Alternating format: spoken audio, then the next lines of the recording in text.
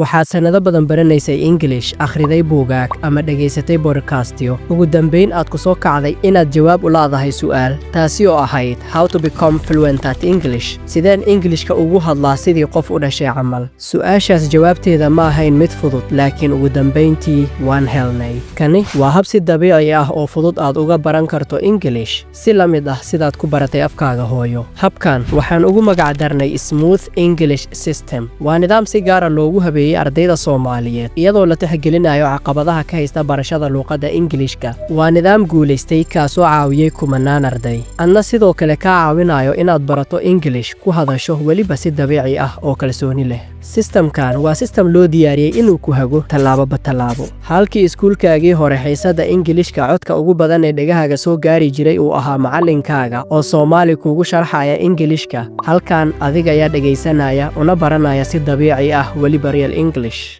halkii aad grammarka shuruucdiisii kaliya baran jirtay adoonan u isticmaali karin real life practice-ka, halkan waxaad baranaysaa isticmaalka grammarka in real life conversations. halka macallinkaagii kugu ciqaabi jiray qaldaadkaagii in buuggaaga uu qaldo ama natiijo yar ku siiyo, halkan waa lagu saxayaa ayadoo la dhisayo kalsoonidaada. waa maxay cudurdaarkaaga?